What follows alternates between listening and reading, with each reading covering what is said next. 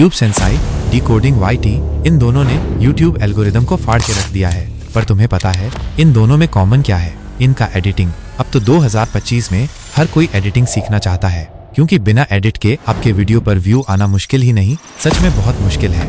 तो आज मैं सिखाने वाला हूँ तुमको ये पाई एनिमेशन। और ये वाला एनिमेशन जो ट्यूब सेंसाई अपने हर वीडियोस में यूज करता है। अब तीसरा ये डॉक्यूमेंट्री टाइप एनिमेशन, इस टाइप का एनिमेशन डिकोडिंग YT ने अभी अपने रीसेंट वीडियोस में यूज किया है। तो चलो अब स्टार्ट करते हैं। तो सबसे पहले आपको अलाइट मोशन में आ जाना है। उसके बाद आपको ये पल्स पर क्लिक करना है और ये शेप से इस सर्कल वाला ऑप्शन को ऐड कर लेना है। अब आपको मूव एंड ट्रांसफॉर्म में जाके स्केल के हेल्प से इसको बड़ा कर लेना है। अब आपको एडिट शेप पे जाके यहाँ एंड के ऑप्शन पे जाके इसको कम कर लेना है, कुछ इतना। अब फिर आपको ऐसी शेप का डुप्लीकेट कर लेना है। जिसको हमने डुप्लीकेट किया है उसका कलर यहाँ से चेंज कर लेंगे। आप कोई सा भी कलर ले सकते हो। देन अब आपको डुप्लीकेट वाले लेयर को फर्स्ट वाले लेयर के कुछ इस तरह से पीछे कर लेंगे। अब फिर से एडिट शेप पे जाएंगे और एंड के वैल्यू को कुछ इतना बढ़ा लेंगे। फिर से इसी लेयर को डुप्लीकेट करना है और इसको सबसे नीचे लाना है। अब फिर से इसका भी कलर को चेंज कर लेंगे। फिर एडिट एंड शेप पे जाएंगे और एंड के वैल्यू को बढ़ाकर कुछ इतना कर लेंगे। अब फिर इसी लेयर को कॉपी करेंगे या फिर डुप्लीकेट बोल सकते हो। उसके बाद फिर इस लेयर को सबसे नीचे लेंगे और इसके कलर को चेंज करेंगे। उसके बाद एडिट शेप पे जाके एंड वैल्यू को कुछ इतना बढ़ा लेना है।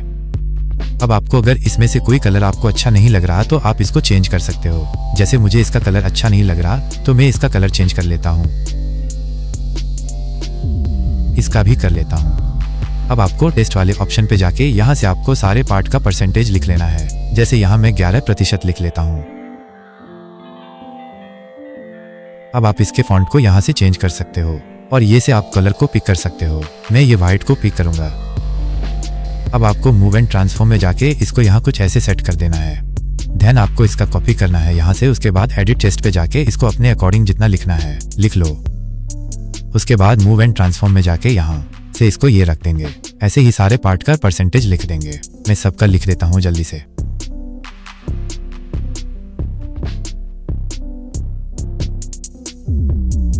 अब मैं सारे शेप पर टेस्ट लिख चुका हूँ। अब आपको इनमें से किसी एक शेप का डुप्लीकेट करना है और इसके लेयर को सबसे ऊपर लाना है और इसके कलर को भी चेंज कर लेना है।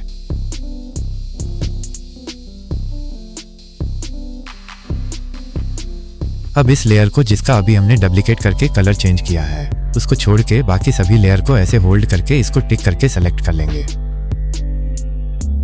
इसके बाद अब यहाँ ऊपर पहले वाले ऑप्शन पर क्लिक करके इन सब का ग्रुप बना लेना है। अब दोनों का टाइमलाइन को थोड़ा बढ़ा देंगे।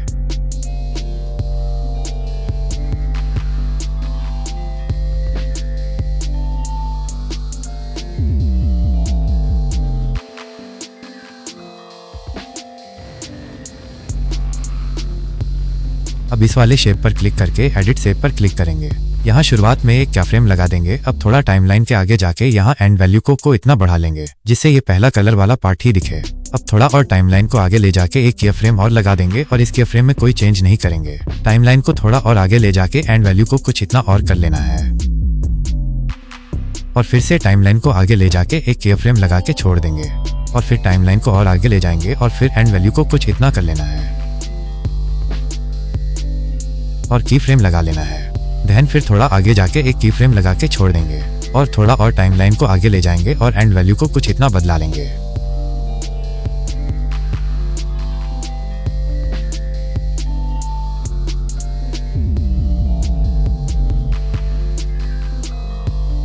और फिर ग्रुप लेयर को क्लिक करेंगे। उसके बाद इफेक्ट पर जाना है। यहाँ ग्लो इफेक्ट पर क्लिक करके ग्लो कुछ इस तरह से ऐड कर लेंगे।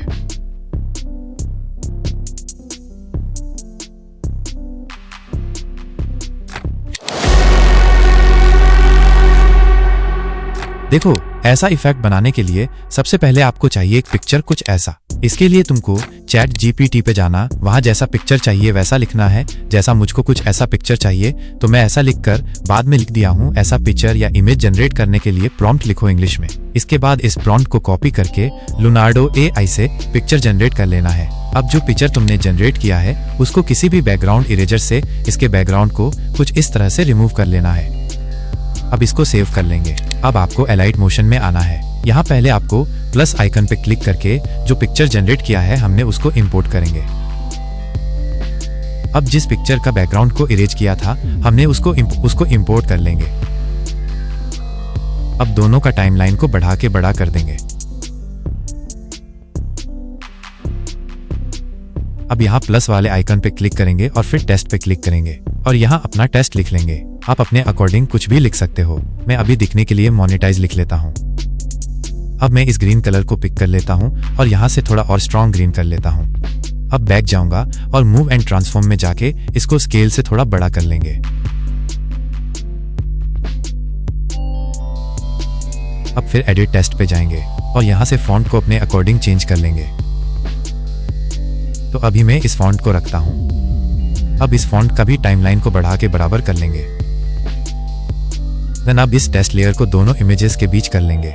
अब फिर से मूव एंड ट्रांसफॉर्म में जाएंगे और एक की फ्रेम यहाँ शुरुआत में और एक की फ्रेम टाइमलाइन को थोड़ा आगे ले जाके लगा देंगे। अब पहले वाले की फ्रेम पर आके टेस्ट को ऊपर की ओर स्क्रीन से बाहर ड्रैग करेंगे। अब इसको और स्मूथ बनाने के लिए इसमें एक ग्राफ लगा देंगे। अब कुछ ऐसा लग रहा है। अब फिर पल्स आइकॉन पर क्लिक करके इस ग्रीन स्क्रीन वीडियो को इंपोर्ट कर लेंगे। अब इफेक्ट पर जाएंगे और वो से क्रोमा की पर क्लिक करेंगे। अब इसको कुछ ऐसा एडजस्ट करेंगे।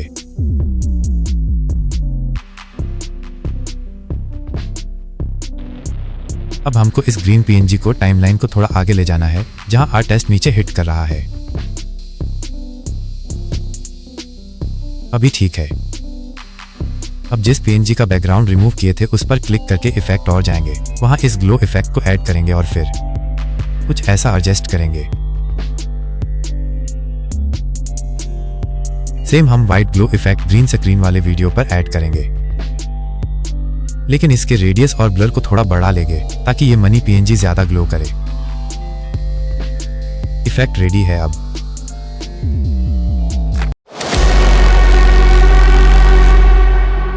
इस तरह का एनिमेशन बनाने के लिए सबसे आपको कुछ इस तरह का अपने वीडियोस का 4 स्क्रीनशॉट ले लेना। मैंने ले लिया है अभी। अब आपको पिक्सेल लैब में आना है। ध्यान अपने जो स्क्रीनशॉट लिया था उसको यहाँ इंपोर्ट कर लेना है।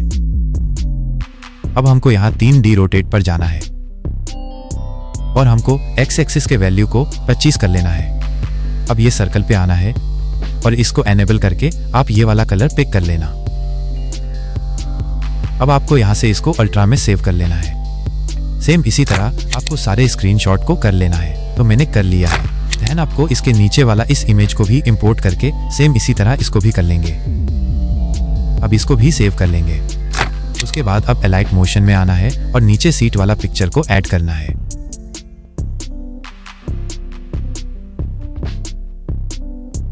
अब जो हमने पिक्सेल लैब में जो स्क्रीनशॉट को एडिट किया था सबको बारी बारी से कुछ ऐसा इंपोर्ट कर लेना है।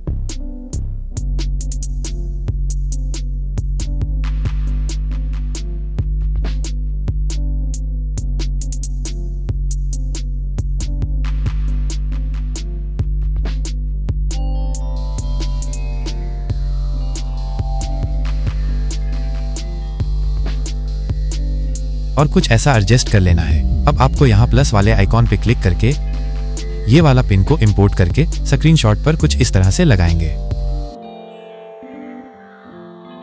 अब इसको डुप्लीकेट करेंगे और इसको दूसरे पिक्चर पर सेम इसी तरह लगा देंगे। फिर डुप्लीकेट करेंगे और सेम इसको भी दूसरे पिक्चर पर लगा लेंगे। सेम ऐसे है सभी पर लगा लेंगे। वो भी मटेरियल में यूज में ले रहा सब आपको मेरे टेलीग्राम में मिल जाएगा। अब सभी का टाइमलाइन को बराबर कर लेंगे। ध्यान आपको पल्स आइकन पर क्लिक करना है और यहाँ वेक्टर ड्राइंग में जाना है। अब एक बार यहाँ क्लिक करेंगे तो यहाँ एक पॉइंट लग जाएगा। फिर इसको ड्रैग करके दूसरे पिक्चर पर लाना है और यहाँ भी एक बार क्लिक करना है। अब एक लाइन बन गया। इसके बाद इस पॉइंट को ड्रैग करके बीच में लाना है अब यहाँ क्लिक करना है। अब इसे पीछे की तरफ ड्रैग करना है। अब नीचे यहाँ क्लिक करना है। अब इसको कुछ इस तरह का शेप दे देना है। इसको स्विप टू मूव पॉइंट के हेल्प से।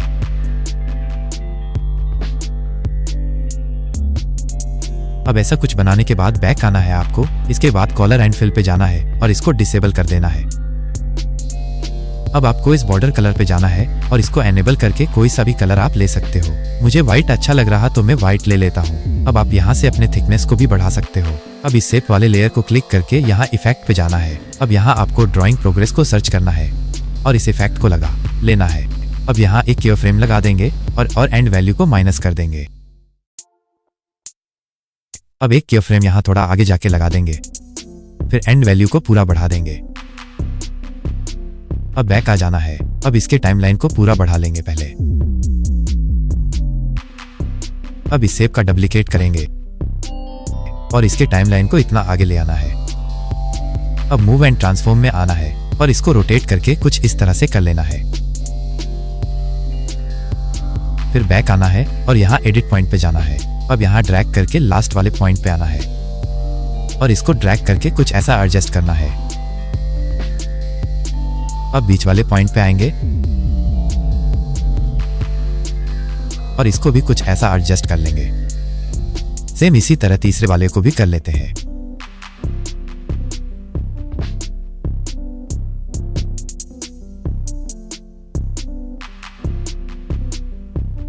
अब यहां से आपको कैमरा को ऐड कर लेना है।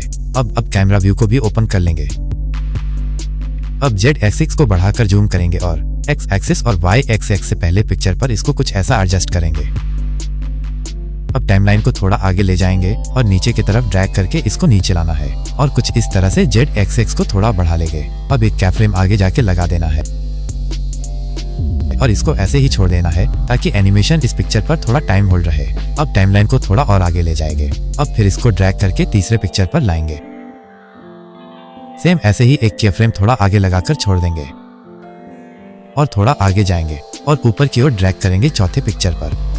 अब आपका एनिमेशन रेडी है। तो अगर तुमको इस वीडियो का पार्ट 2 चाहिए जिसमें मैं और एनिमेशन का ब्रेकडाउन करूं तो कमेंट में बता देना और सब्सक्राइब भी करके जाना, क्योंकि ऐसा वीडियो बनाने में बहुत मेहनत और टाइम लगता है। तो मिलते हैं नेक्स्ट वीडियो में।